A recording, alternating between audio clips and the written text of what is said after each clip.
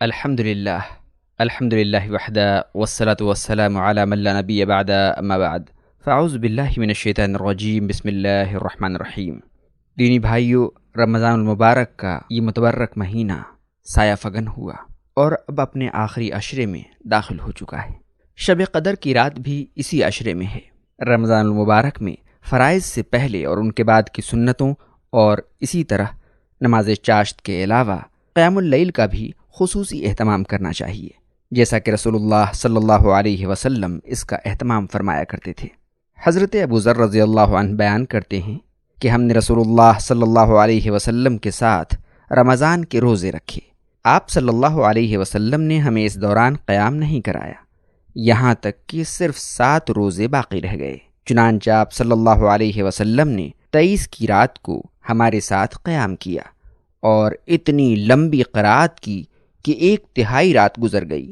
پھر 24ویں کی رات کو آپ صلی اللہ علیہ وسلم نے قیام نہیں کرایا۔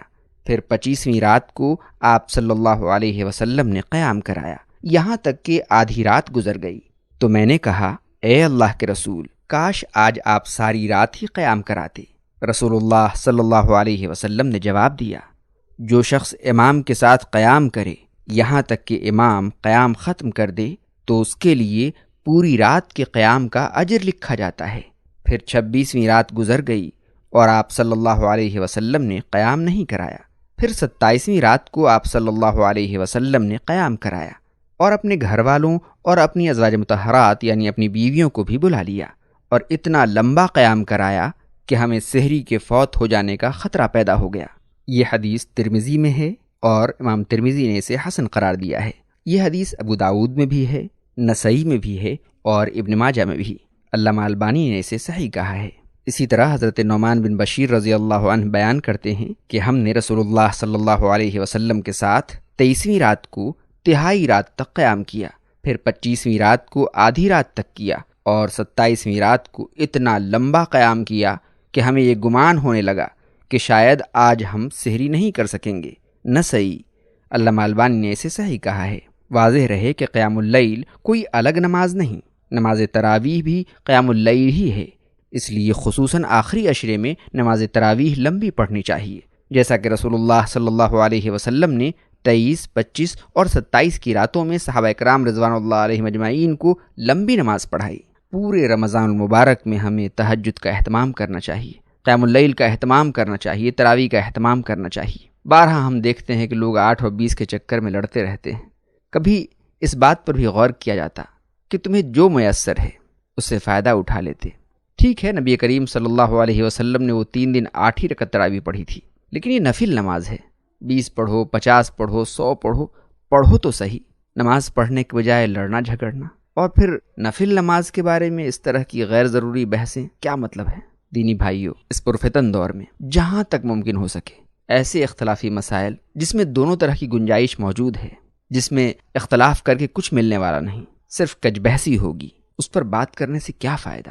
مناسب ہے کہ اپنے وقت کو آپس کے اتحاد، آپس کے بھائی چارہ، لوگوں کے مسائل کے حل پر خرچ کریں، اپنے عقل کو، اپنے علم کو ایسے مشاغل میں خرچ کریں جس سے امت میں اتحاد پیدا ہو۔ اختلافی مسائل میں علمی روش اختیار کرنی چاہیے، دونوں طرف کے دلائل کو بغور دیکھنا چاہیے اور جن کے پاس دلائل مضبوط ہو یا جو افضلیت کی بنیاد پر جو زیادہ اقرب الی السنہ ہو، اس کی طرف ایک دوسرے کو راغب کرنے کی کوشش کرنی چاہیے۔ چہ جائے کہ ان سے نفرت کا ماحول یا چہ جائے کہ آپ کے دل میں یا کسی کے دل میں کینہ اور کپٹ آ جائے اپنے ہی بھائیوں کے خلاف، یہ چیزیں بہت مستحکم رویہ نہیں ہے، بلکہ یہ اکثر نقصان پہنچاتی ہے۔ اللہ ہماری اصلاح فرما دے اور ہماری ہدایت فرما دے، آمین۔ ابو سلمہ بن عبد الرحمن سے روایت ہے کہ میں نے ابو سعید خدری رضی اللہ عنہ سے پوچھا، کیا تم نے رسول اللہ صلی اللہ علیہ وسلم سے شب قدر کا کچھ ذکر سنا ہے؟ انہوں نے کہا، ہاں سنا ہے۔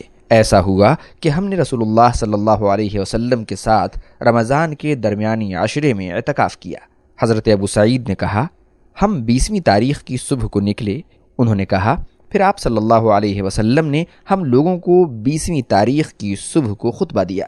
پھر آپ صلی اللہ علیہ وسلم نے فرمایا، مجھ کو شب قدر دکھائی گئی، پھر بھلا دی گئی، تم اس کو آخری عشرے میں طاق راتوں میں تلاش کرو، کیونکہ میں نے دیکھا میں اس شب میں کیچڑ میں سجدہ کر رہا ہوں۔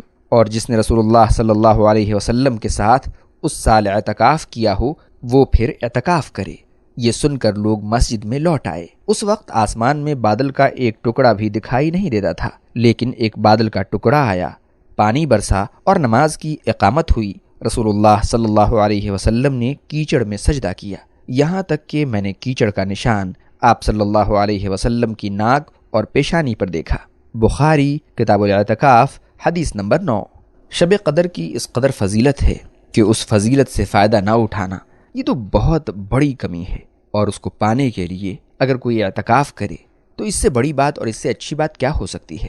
حضرت عائشہ رضی اللہ عنہا سے مروی ہے، جب رمضان کا آخری دھاگا شروع ہو جاتا تو رسول اللہ صلی اللہ علیہ وسلم کمر کس لیتے، رات بھر جاگتے رہتے اور اپنی بیویوں کو بھی جگاتے۔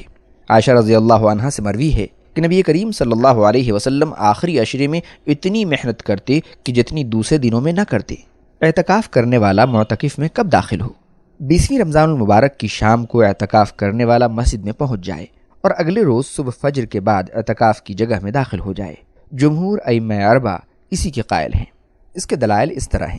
رسول اللہ صلی اللہ علیہ وسلم رمضان کے آخری عشرے کا اعتکاف کرتے۔ حضرت عائشہ رضی اللہ عنہا سے مروی ہے، نبی کریم صلی اللہ علیہ وسلم جب اعتکاف کا ارادہ فرماتے تو نماز فجر ادا کر کے اپنے اعتکاف کی جگہ میں داخل ہو جاتے۔